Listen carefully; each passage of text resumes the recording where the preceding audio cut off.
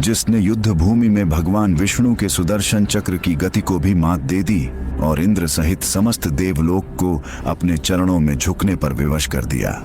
लेकिन जब वही अजय दैत्यराज अहंकार के मद में अंधा होकर साक्षात माता पार्वती पर कुदृष्टि डालने का दुस्साहस कर बैठा, तब महादेव का धैर्य अग्नि की ज्वाला में बदल गया। दरअसल इस विनाशकारी युद्ध की नींव बहुत पहले ही रखी जा चुकी थी। अंधकासुर का जन्म महादेव के पसीने की एक बूंद से हुआ था, जो पूर्णतः अंधकार का प्रतीक था। असल में जन्म से ही अंधा होने के कारण उसे हर जगह तिरस्कार मिला, जिसने उसके भीतर प्रतिशोध की ऐसी आग धधकाई थी जो पूरे ब्रह्मांड को भस्म कर सकती थी। उसने अपनी अजेय शक्ति प्राप्त करने के लिए हजारों वर्षों तक पाताल की उन भयानक कंदराओं में ऐसी कठोर तपस्या की, जिसकी कल्पना मात्र से ही किसी भी आर्षी का कलेजा फट जाए। तपस्या का तेज इतना प्रचंड था कि हिमालय की अमर बर्फ पिघलने लगी और तीनों लोकों के प्राणी त्राही त्राही करने लगे। तभी विवश होकर ब्रह्मा जी प्रकट हुए और उस चालाक असुर ने एक ऐसा वरदान मांगा जिसने सृष्टि के नियमों की धज्जियां उड़ा दी। उसने मांगा, प्रभु, यदि युद्ध भूमि में मेरे शरीर से रक्त की एक भी बूंद धरती पर गिरे तो उस बूंद से मेरे जैसा ही वीर और पराक्रमी एक नया अंधकासुर जन्म ले ले। ब्रह्मा जी ने थास्तु कह दिया, परंतु वे नहीं जानते थे कि वे कितनी बड़ी गलती कर रहे हैं।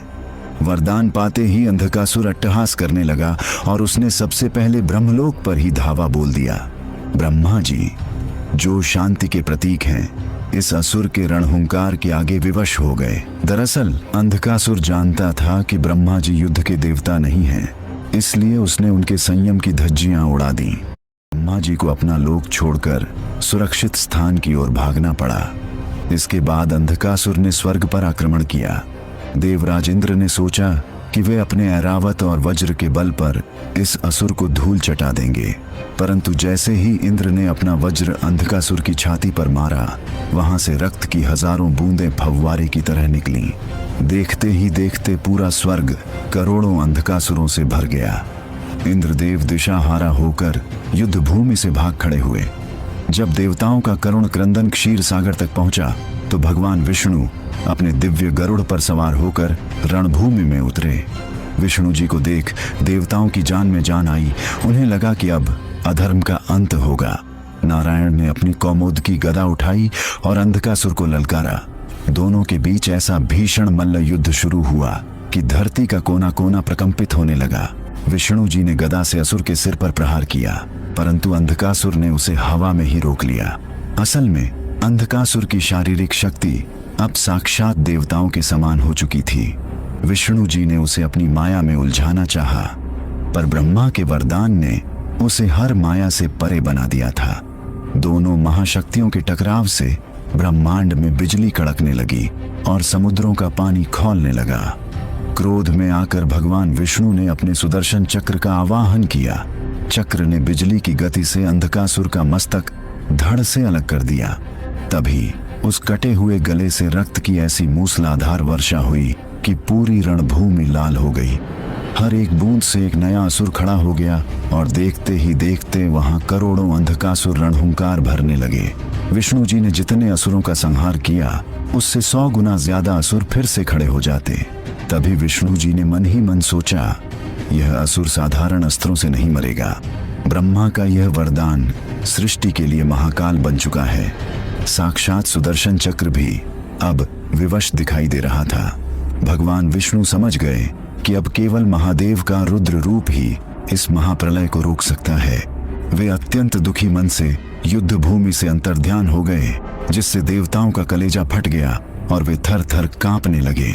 ब्रह्मा और विष्णु को रणभूमि छोड़ने पर विवश करने के बाद अंधकासुर का अहंकार 7वें आसमान को भी पार कर गया था।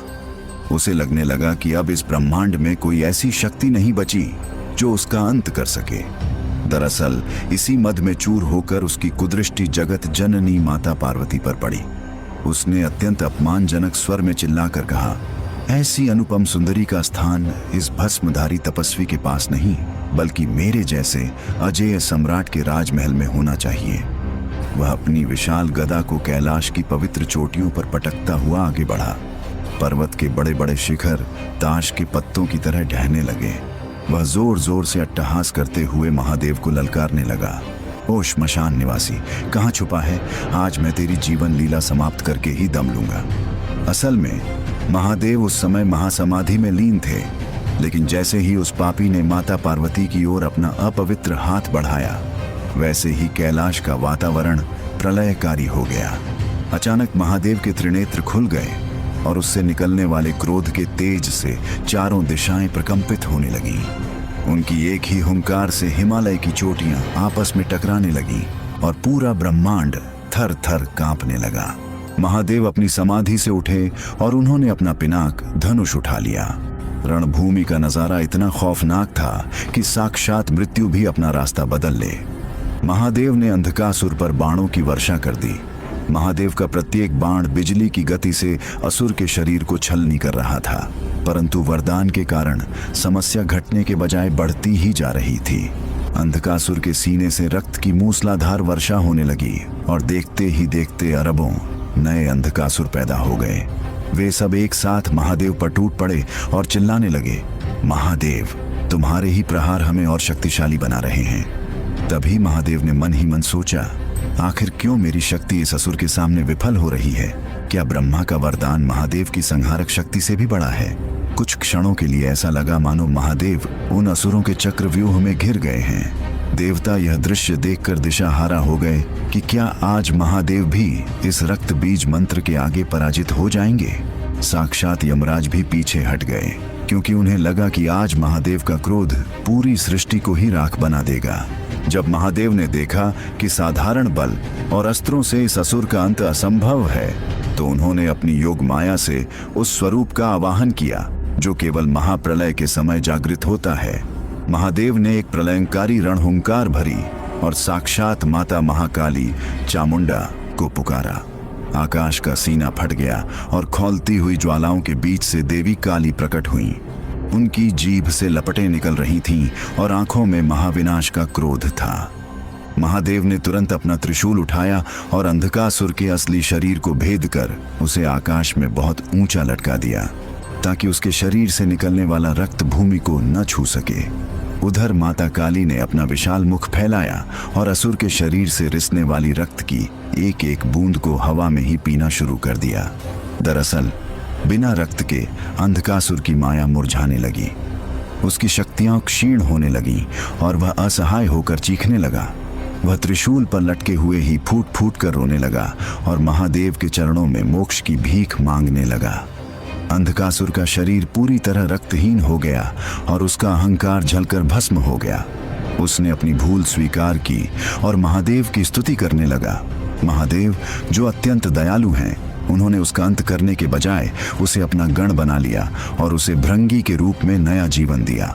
असल में यह युद्ध संदेश था कि जब अधर्म की सीमा पार होती है तो साक्षात महाकाल को भी रौद्र रूप धारण करना पड़ता है। इस प्रकार महादेव ने उस संकट को टाला जिसे ब्रह्मा और विष्णु भी नहीं रोक पा रहे थे।